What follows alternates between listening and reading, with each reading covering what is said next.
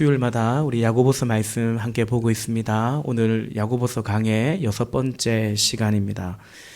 지난주 시간에는 오늘 본문 19절의 말씀을 지난주에도 한번 같이 보았죠. 그 명령을 보면서 19절에 보니까 세 가지 명령, 겉면의 말씀이 있다라고 했죠.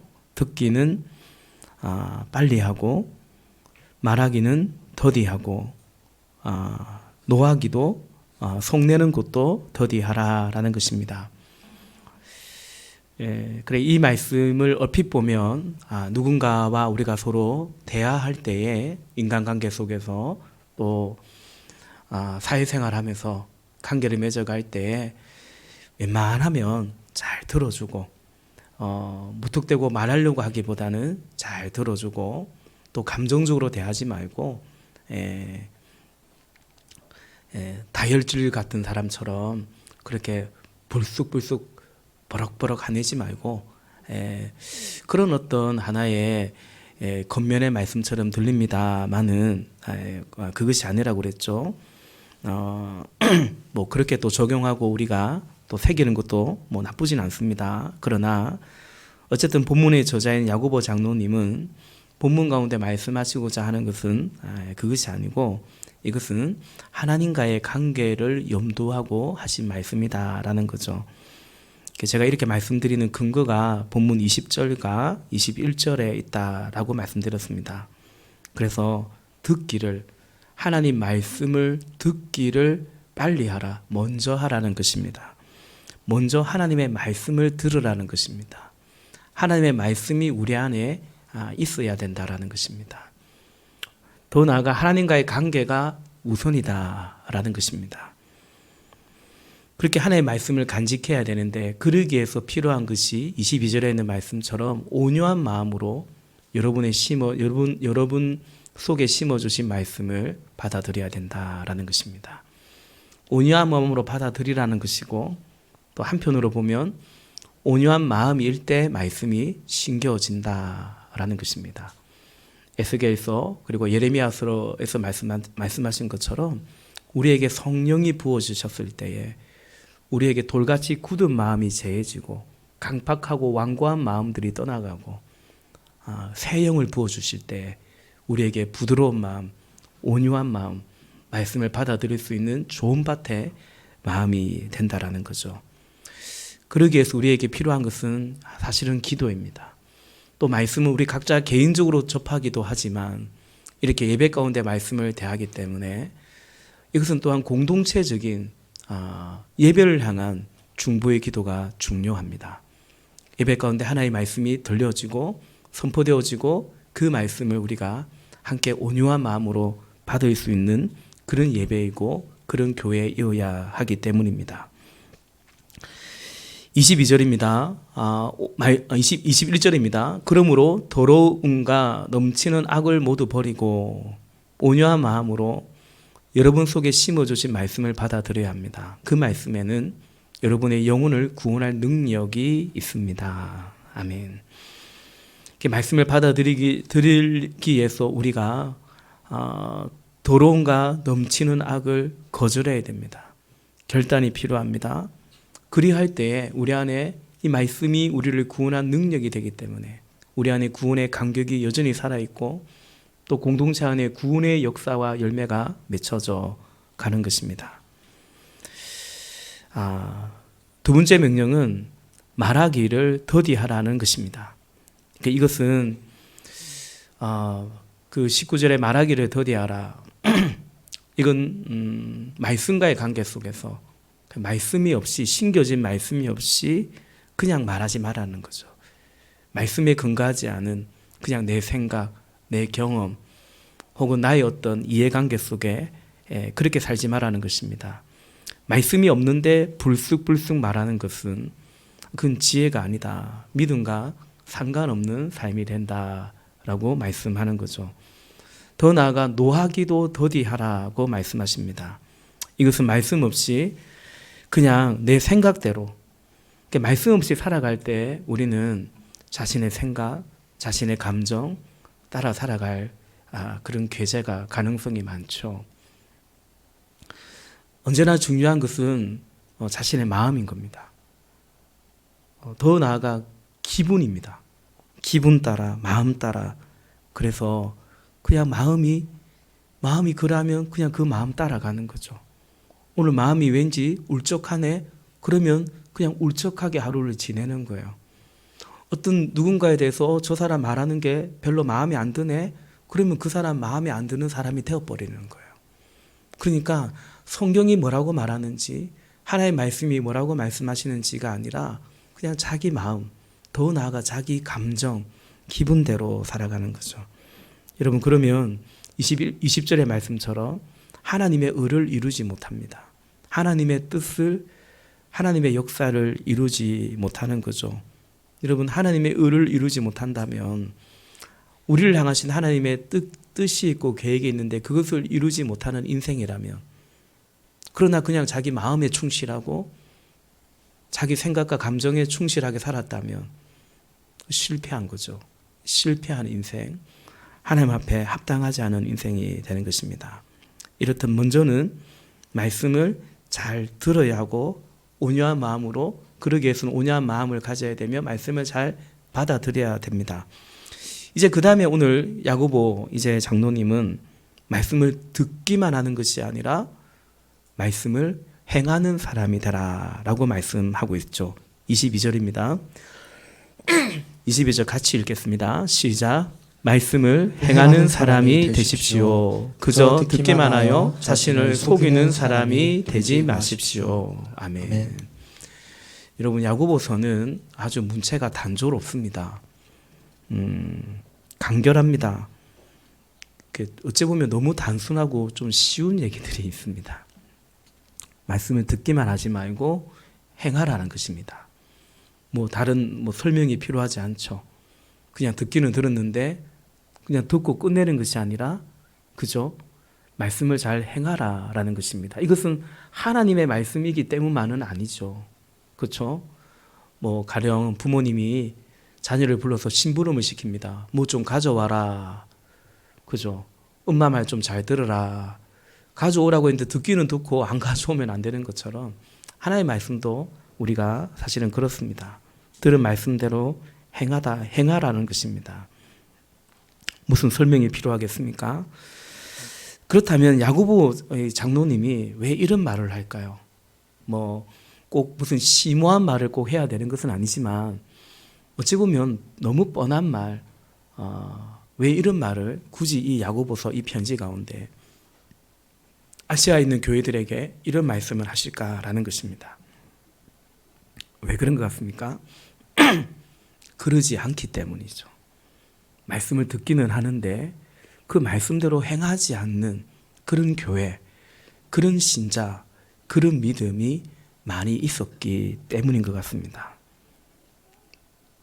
우리는 어떨까요? 여러분은 주로 어떻습니까? 말씀을 듣고 깨닫고 은혜 받고 그리고 행하는 믿음인가요? 행하는 그런 사람인가요? 혹시 오늘 야고보가 말하는 것처럼 듣기만 하고 행하지 않는 그런 경우가 있지 않습니까? 혹은 더 많지 않습니까? 우리 주변에는 어떤 것 같습니까?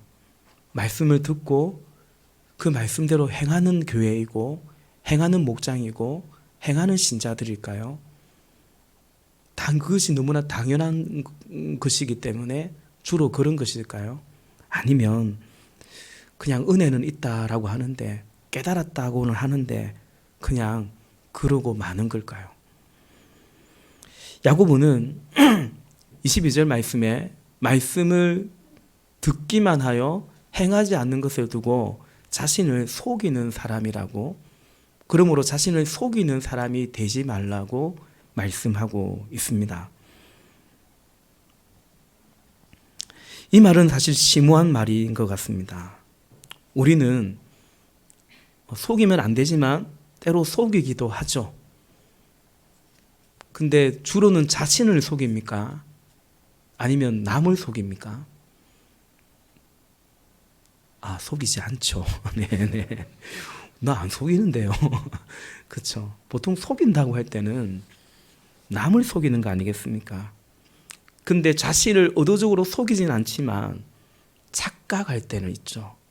자기 자신에게도 깜빡 속을 때는 또 분명 있기도 있습니다. 야고보는 그것을 염두하고 말하는 것 같습니다. 한 가지 비유를 들면서 더 구체적으로 설명하고 있습니다. 23절과 24절 우리 같이 또 읽어보겠습니다. 시작. 말씀을 듣고도 행하지 않는 사람은 있는 그대로의 자기 얼굴을 거울 속으로 들여다보기만 하는 사람과 같습니다. 이런 사람은 자기의 모습을 보고 떠나가서 그것이 어떠한지를 곧 잊어버리는 사람입니다. 아멘. 거울을 보는데 거울 속에 비친 자기가 있어요. 근데 그것을 보고 떠나가서는 곧 잊어버린다. 우리가 거울을 보죠. 아침에 일어나서 거울을 보고, 저도 집에 놓을 때 이제 거울을 보고, 거울을 본 얼굴인가요? 예, 거울을 봅니다. 그리고 이제 혹시 머리 떴나 새벽에 놓으면 거울을 보고, 또 마지막 이제 다시 이제 예배당에 내려올 때, 제 방에서 예배당에 내려올 때 한 번 더 거울을 봅니다. 네, 봅니다. 그렇죠, 보죠. 근데 머리가 떴어요. 혹은 머리가 좀 안 좋으면 어떻게 합니까? 당연히 보고 어떻게 하죠. 그죠? 근데 보고서 그냥 안 고치고 그냥 내려간다면 그건 뭐예요? 그건 이제 어리석은 것이 되겠죠. 그것도 맞고요. 근데 저는 이 말씀을 가만히 묵상하면서 떠오르는 이미지가 있었습니다. 사진 한번 보여줄래요?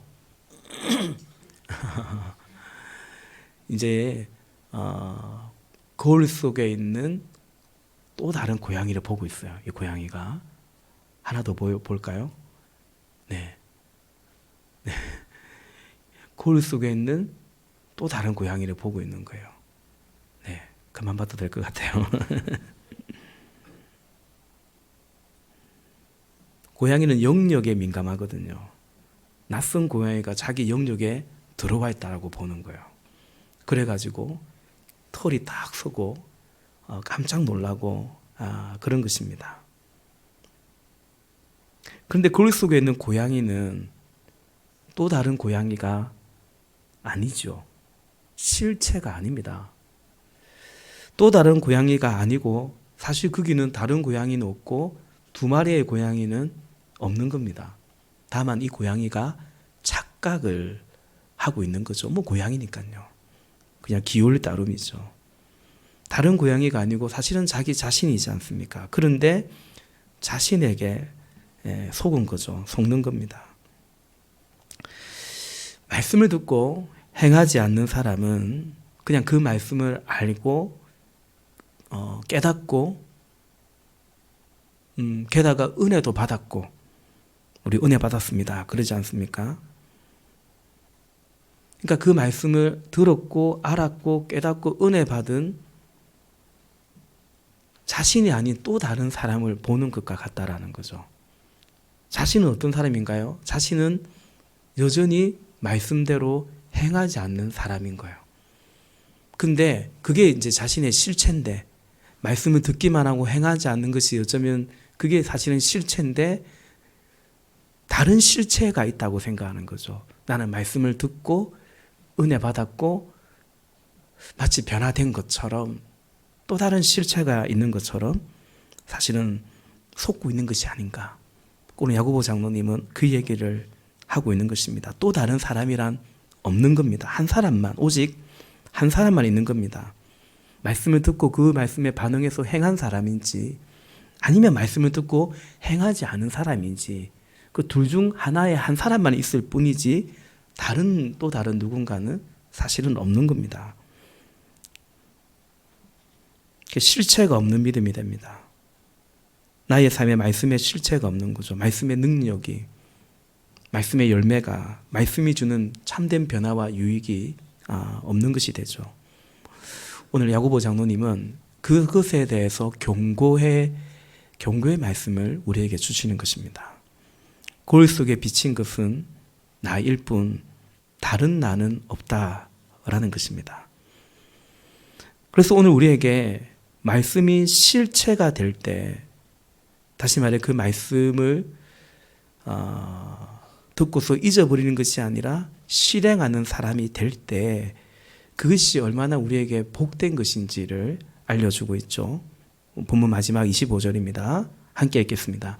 그러나 완전한 율법 곧 자유를 주는 율법을 잘 살피고 끊임없이 그대로 사는 사람은 율법을 듣고서 잊어버리는 사람이 아니라 그것을 실행하는 사람인 것입니다. 이런 사람은 그가 행한 일에 복을 받을 것입니다. 아멘. 아멘. 말씀이 주는 말씀을 실행했을 때 우리가 누릴 수 있는 복이 뭔가 두 가지 말씀하고 있어요.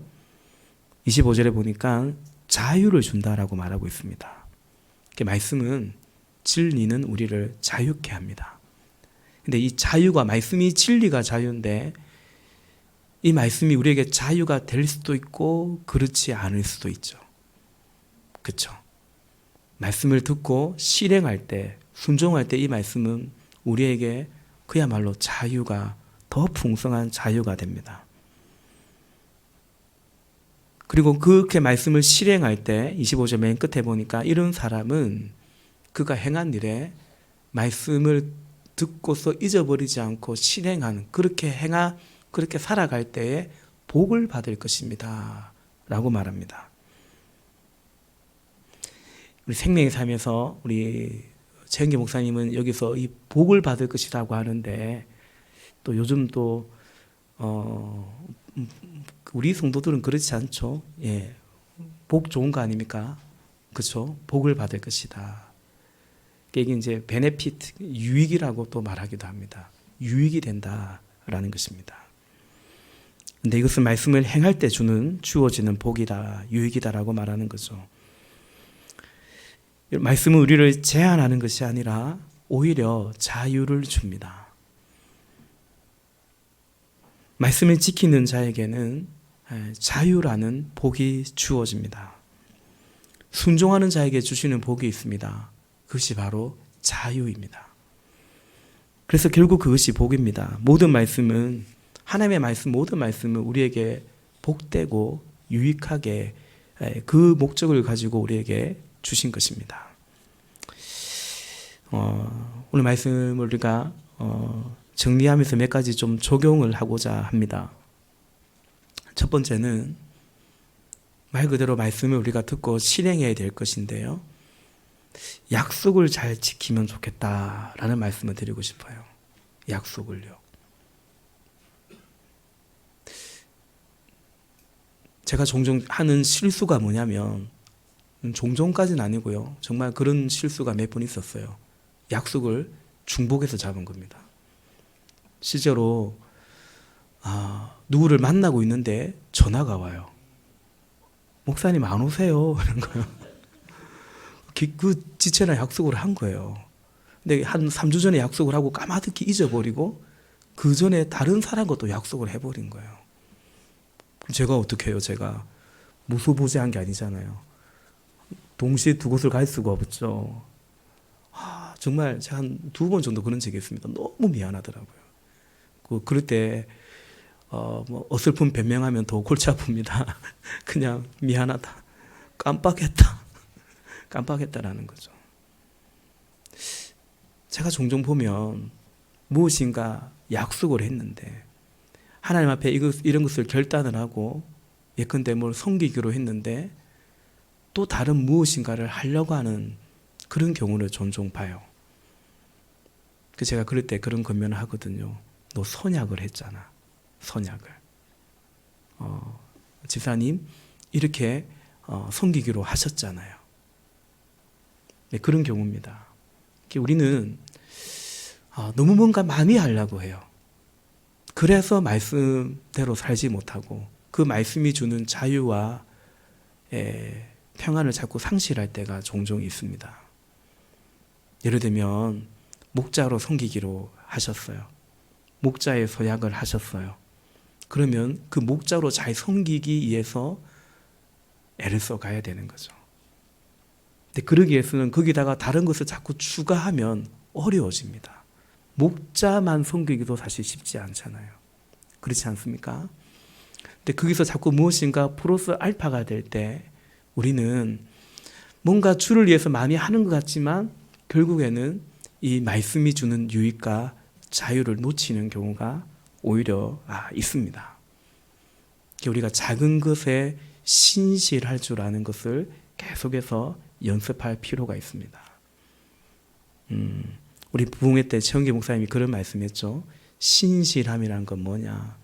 그냥 약속을 지키는 것이라 라고 했습니다. 하나님은 우리에게 하신 약속을 지킵니다. 그게 신실하신 하나님이죠.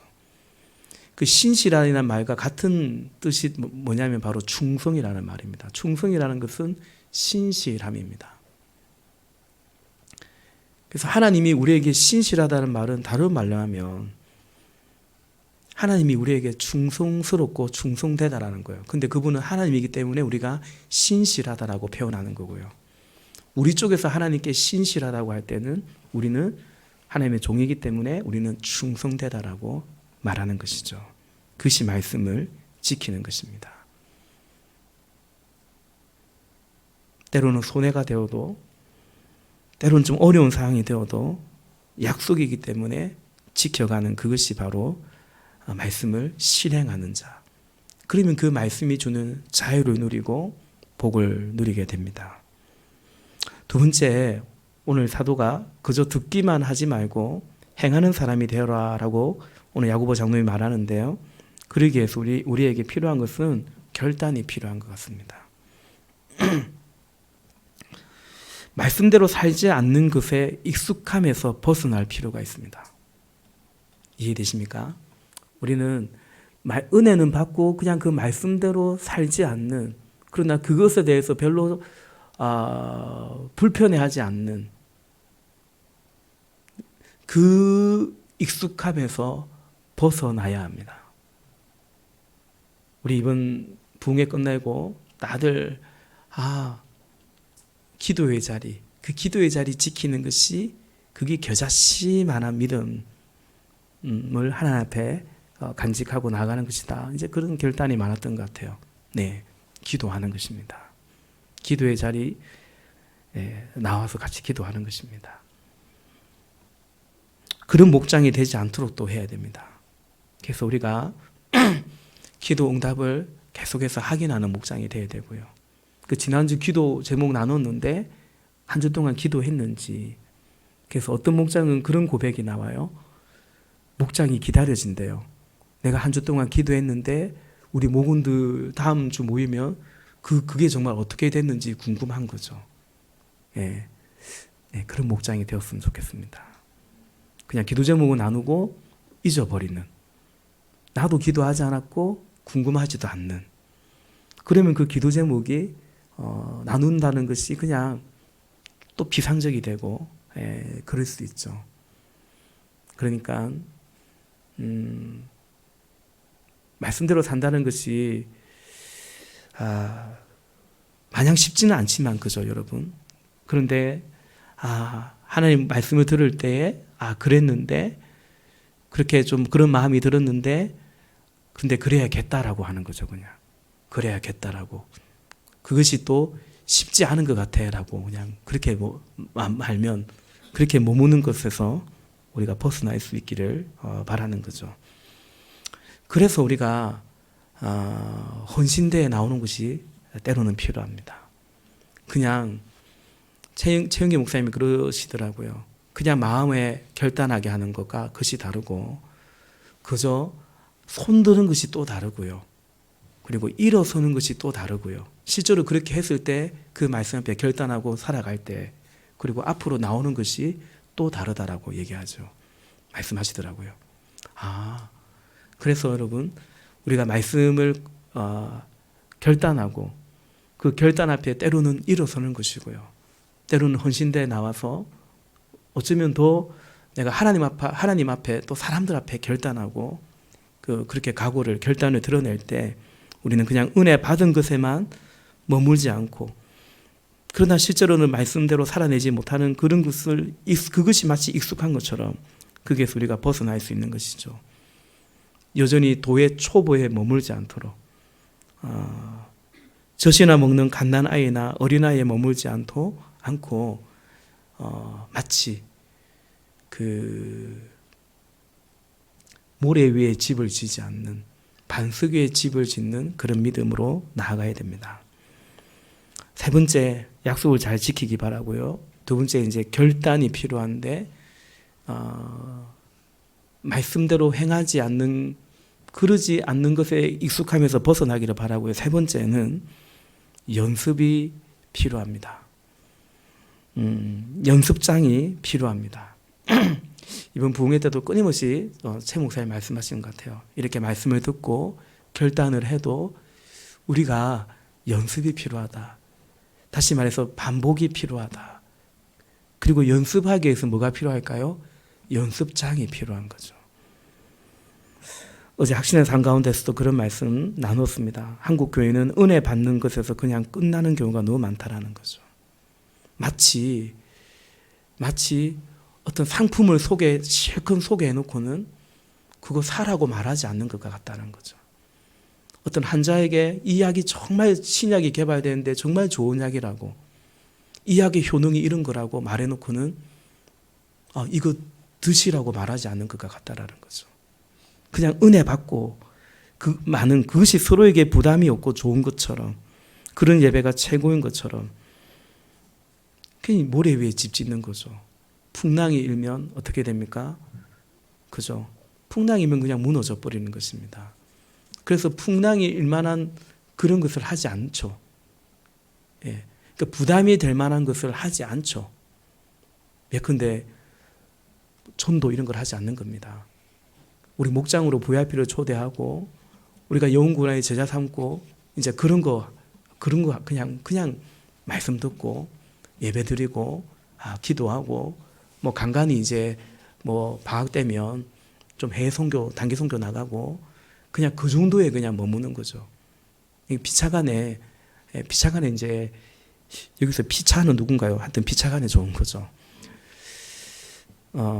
그래서 제가 학생의 삶 때 그런 말씀 드렸지만 최현기 목사님이 주일 아침에 제가 호텔에서 모시고 오는데 금요일, 토요일 VIP 몇 명 정도 왔냐고 물으시더라고요. 예, 금요일 날 한 10명 왔고요. 토요일 날 15명 왔다라고 간사님이 저한테 그 카톡을 보내주셔가지고, 근데 저는 좀 더 왔으면 좋겠다 그런 마음이 있었죠. 포항역에서 만나자마자 저에게 그 마지막 주 한 번 이상 올 것 같은 사람, 50% 되는 사람 몇 명이냐고 그 제 차에 타자마자 그것부터 물으시더라고요. 제가 솔직히 몇 명인지 딱 정리가 안 돼 있었습니다. 그래서 글쎄요. 그러니까 약간 벌써 인상이 별로 안 제가 실수했구나. 한 60명 되나? 이 정도 이제 되는 것 같아요. 하여튼 그랬는데 우리가 총 그래도 한 40명 내지 45명이 왔습니다. 주일까지 해서. 주일 아침에 모시고 오면서 한 이제 10명, 15명 정도 된다고 하니까 많이 왔네. 됐다, 많이 왔다 그러더라고요. 그러면서 최 목사님이 나는 한 3명 내지 4명 오면 됐다고 생각해 그러시더라고요. 그리고 그 중에서 한 명이라도 예수님 영접하면 나는 여기 다녀간 보람이 충분히 있는 것 같다고, 그런 말씀을 하십니다. 그리고 가정교회, 목회자를 위한 가정교회 세미나 하면 그래서 그런 말씀을 하시는 것 같아요. 세미나 하면 40명 내지 50명이 이제 오는데 그 정작 끝나고 나면 그 목회자 세미나 하는 그 교회 목사님이 제가 안양은강교회나 울산 다음공동체교회나 공통적으로 그런 말씀하더라고요. 이 중에서 한 교회 정도 가정교회로 계속 할 것 같다고, 대체로 그렇다고, 보통 한 교회 정도 한다더라고요. 그래서 우리는 한 명 보고 한다라는 거예요. 그 5박 6일을 하는데, 그래서 우리 조금 이제 울산 다음 공동체 교회 제가 이제 박종호 목사님하고 그 사모님 같이 들어가는 카톡방이 있거든요. 제가 인사를 좀 드렸어요. 부흥회하는 그날 기도 부탁하면서 목사님, 우리가 최영기 목사님 모시고 VIP와 함께하는 말씀 잔치합니다. 기도해 주십시오. 그리고 이렇게 우리 교회가 여기까지 온 거 우리 목사님과 다운 공동체교회 섬김 덕분입니다 라고 제가 이렇게 했더니 전화를 주셨어요. 전화를 주셔서 기도하겠다고 하면서 제가 이제 그런 말씀을 드렸더니 아니야, 우리가 영광이야. 예, 그렇게 말씀하시더라고요. 보람이라는 거죠. 예, 그리고 보면서 그리고 고맙다고 계속해서 그렇게 가정교회를 하려고 애쓰고 예, 그렇게 나아가서 너무 고맙다고 그런 말씀하시더라고요. 그러면서 이제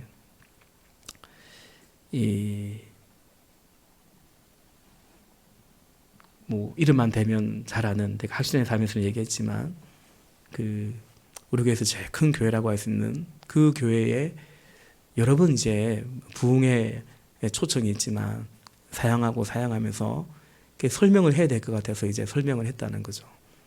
그게 이제 그냥 목사님 교회에서 내가 부흥성회를 하면 신자들이 이제 은혜 받았다고 할 거 아니냐고, 그죠? 근데 최 목사님은 그걸 원하지 않는다고. 그 은혜 받았다고만 할 건데, 근데 영혼 구원하여 지하 삼는 이제 그런 이 가정교회로 갈 것인가? 그러니까 가정교회를 꼭 해야 된다는 건 아니에요. 그러나 그런 변화와 결단이 있는 교회만 본인은 이제 가겠다는 거죠. 왜냐하면 다 갈 수는 없으니까 어차피.